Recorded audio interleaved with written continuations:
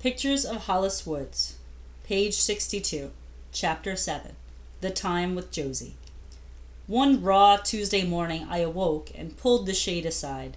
The trees were charcoal smudges against an iron gray sky. Josie wouldn't be up for another hour or two.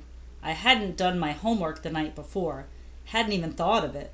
I'd fallen asleep watching television with Henry next to me on the couch and Josie working at the kitchen table. I still faced rows of math problems, 3 pages, maybe 4, and there was a social studies composition on Henry Hudson. I tried to decide whether I could work on it now. It was early. I popped bread into the toaster and opened a can of Salmon Delight for Henry, who sniffed at it and walked away. "I can never figure you out," I said, and buttered a square of toast for him instead. Then I pulled my books off the shelf and sat at the table with one of Josie's knitted shawls around me. In back of me I had the radio on. 2 weeks until Christmas. It had snowed upstate, 6 inches. Ah, snow for Stephen. Were they up yet? The 3 of them? Were they having breakfast in their winter house in Hancock? What would it be like if I were there doing my homework, eating Izzy's apple pancakes? The radio announcer said it was a foggy day on Long Island at 3 minutes before 8 o'clock. I finished the first page of math problems. I could never do the rest in a half hour. Never mind Henry Hudson sailing up the river. Maybe I could take one more day off, just one. I grabbed my jacket and pad and went out the back door, holding it open for Henry to come too.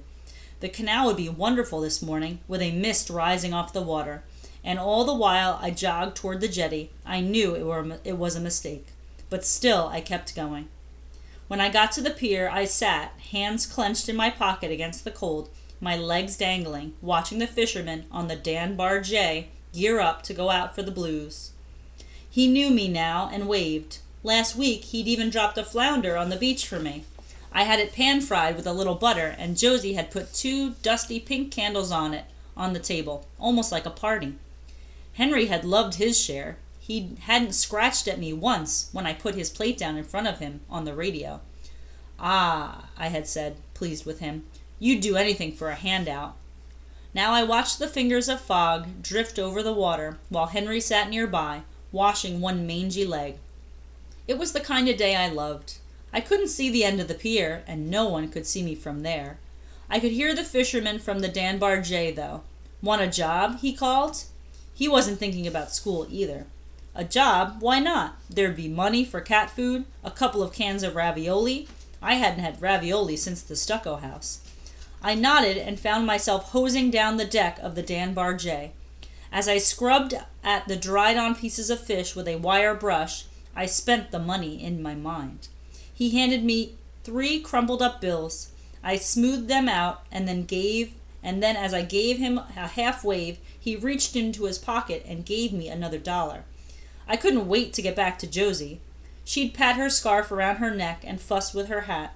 We'd sail up and down the aisles of D'Amata's food store, picking and choosing ravioli and a pink can of shredded tuna for Henry, maybe some marmalade too, to have with the English muffins we had left. I had forgotten all about homework and school and even the mustard woman. Henry and I headed home as the fog lifted and the sun appeared behind the trees. It was going to be a beautiful day, a day for a picnic on the rock jetty. I pulled open the back door and stopped. Above the newscaster's voice on the radio, 9:30 and still snowing in upstate New York, was the sound of the voices in the living room. Henry heard them too. He scampered back outside to sit on the bench, an irritable look on his skinny face. I thought about scampering with him. I knew who it must be, and how could I leave Josie alone with her? Instead, I shrugged out of my jacket, put my pad on the table, lifted my chin as I went towards the front of the house. The mustard woman sat on the lilac couch, and Josie sat in the chair opposite. They both had cups of coffee in their hand. Good move, Josie, I thought. Her coffee was great, dark and rich, as the advertisements went. I nodded at the mustard woman and sank down in the 3rd chair facing the window, looking out as if something wonderful were going on right there in the front yard. They talked about old movies and the wonderful colors in the living room. They talked about coffee waking them up, and all the time my heart was pounding. Without looking at the mustard woman's face, I knew she was straining at the conversation, that this wasn't what she wanted to say. She was wearing sweats. Did she ever wear anything else? I could see a round, creamy spot on her chest. She'd spill her coffee. What was the matter with this woman, anyway? But Josie looked fine. Josie looked wonderful, with that slash of red across her mouth, a silky green dress that looked like the sea. I knew she was groping, though. She had no idea who the woman sitting across from her was. At last the mustard woman put down her cup. "Hollis," she said, "I know I'm keeping you from school." I waved my hand. "No problem, lady." She looked at Josie then. "I think, Mrs. Cahill, that we need to talk about another place for Hollis." Josie sat straight up. I could see her thin hands on the coffee cup trembling a little, her mouth too. "Hollis is leaving?" They both looked at me. "I found a family for her," the mustard woman said. "A mother and a father, with a 3-year-old boy and a dog." She kept leaning forward, trying to make me look at her. "I think I remember you like dogs, Hollis." "Sharks," I said, "and barracudas, not dogs." "A family would be nice," Josie said. Too late, I thought. "But not today," the mustard woman said. "It will be a few days. I want Hollis to meet them first. They're not far from here. You and Mrs. Cahill will be able to visit sometimes, Hollis." She stood up then. "I'll keep in touch," she said. "Would you like me to drive you to school now?" I shook my head. "I can walk." She turned to go. "By the way," I said, "you have a sticker on the back of that shirt, XL."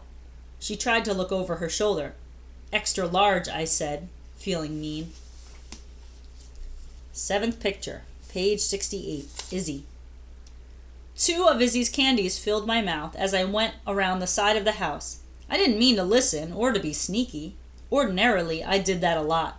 I'd stand still in the hall to hear what the stucco woman had to say to her telephone friend.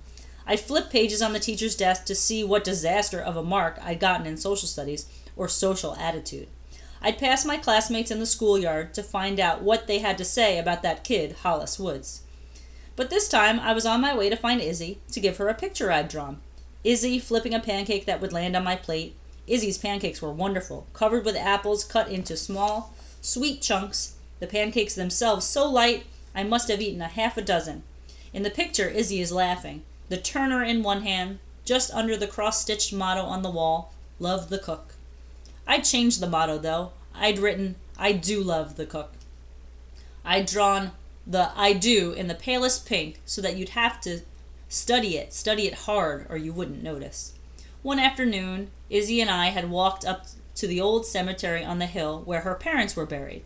We picked white daisies and Queen Anne's lace and put them in a jar in front of the small stone next to her parents' grave. Izzy ran her hand over the inscription on the bottom, "Joseph Regan, 6 days." "I always wanted more children," she said. "For me, for John, for Stephen." She patted the stone. "I wanted a baby for each corner of my house. It just never happened after this."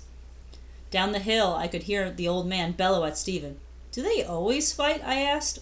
"Or—" I hesitated, trying to sound as if I didn't care, as if it weren't important. Do you think it's because I'm here?" Izzy grinned at me. "It does seem worse this summer," she said, "but they have to find their own way." I thought about that for days. Worse this summer.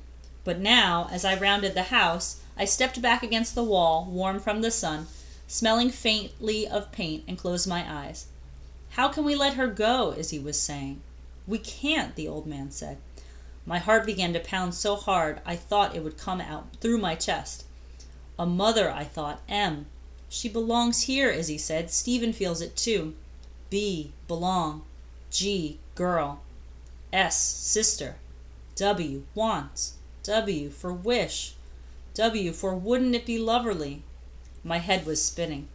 "I'd been thinking about it," Izzy said. "The winter house in town is too small. We'd have to put a room on for her." "I don't need a room. A couch, a sleeping bag." "Without the room, I don't think the agency would let us keep her. She has to have space for herself." For a moment they were quiet. I leaned my head back and my hand to my mouth. "How about this?" Izzy said. "You could call Lenny Mitchell to work with you. There's a space in the back for a great room for Hollis." "A big window for her," the old man said. "We could do it in weeks."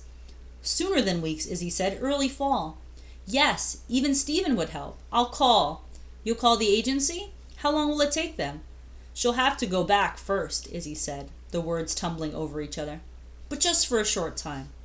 I leaned my head against the wall. I'd never been so happy. "A daughter," Izzy said. "Yes," the old man said. "We'll have a daughter." From where I stood, I could see the mountain towering over me, the stucco woman's voice in my head. She's a mountain of trouble, that Hollis Woods.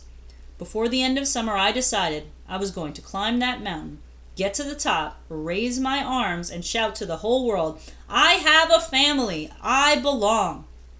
In back of me, there was a noise. "Yahoo! Stephen!" I jumped a foot. The voices stopped, but no one knew I had heard. Early fall, and I'd be a daughter.